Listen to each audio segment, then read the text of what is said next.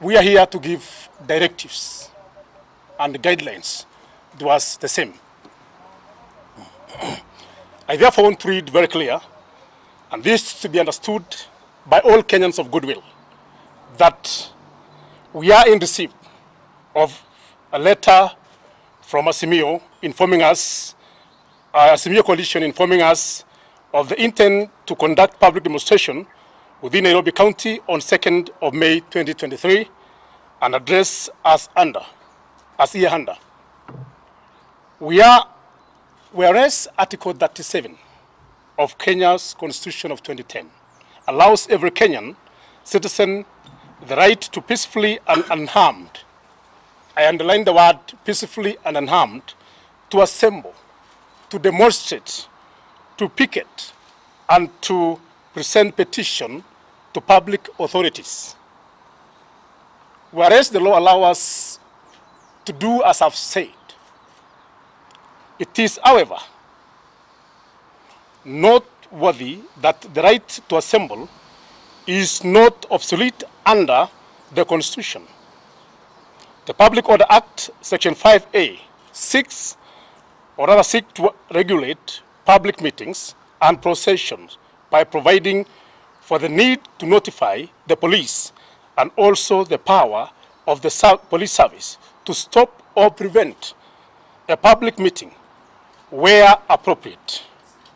As much as you are allowed by Article 37, there is also subsection 5 of the same act that regulates or allows police to regulate the same procession, demonstration, picketing, or whatsoever.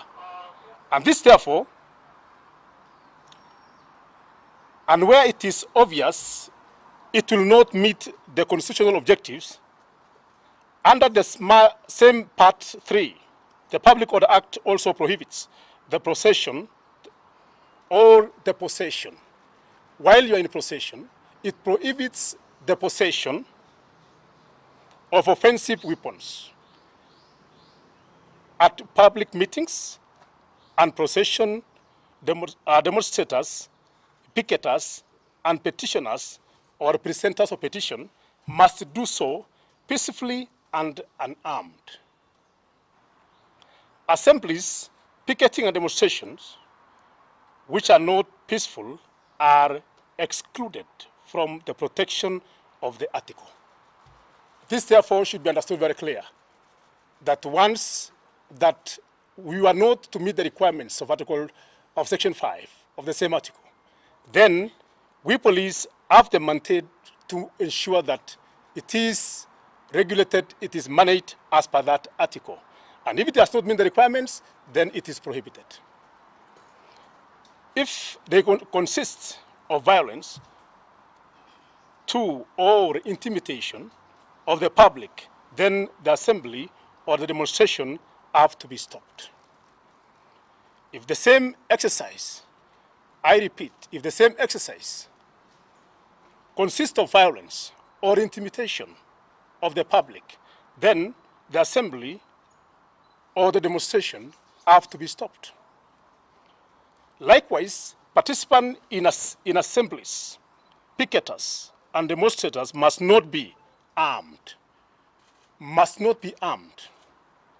Weapons as well as defensive or protective contraptions which breed or stimulate aggression have not to be possessed by the demonstrators or the picketers, meaning they should not have any kind of protectives, either stones, sticks, or whatever.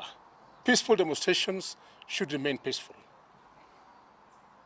Therefore, previous demonstration that has been witnessed in the month of March 2023 concluded or conducted by the Azimio team were met with violence, as the demonstrators were armed with machetes who attacked innocent members of the public who were going by their business, resulting in the destruction of property, attacks on members of the general public who are not demonstrating, stealing, looting, and death. in some areas were experienced. So you can take it to note that on the previous demonstration, we experienced, or the public experienced, looting, attacking, and also loss of property, which lead to also loss of life. That, therefore, the Azimio demonstrations were nothing but peaceful. As such, by this letter, we are declining to allow the Azimio team the go-ahead to proceed with the demonstration, and any such demonstration will be dispersed by law enforcement officers. So this, therefore, indicates very clearly to the Kenyans of goodwill that there will be no demonstration within the city of Nairobi, because we are guided by the law. And as I put it very clear, as per Section 5 of the same Article 37, we must ensure that Kenyans are safe. And if the requirements or the applications of the so-called team does not meet the thresholds of the same, then therefore the mandate of the police, it is to regulate, it is to control, and to ensure that Kenyans are safe. At the same time, their properties are secure. And we say the same is declined, and therefore no demonstration within the city of Nairobi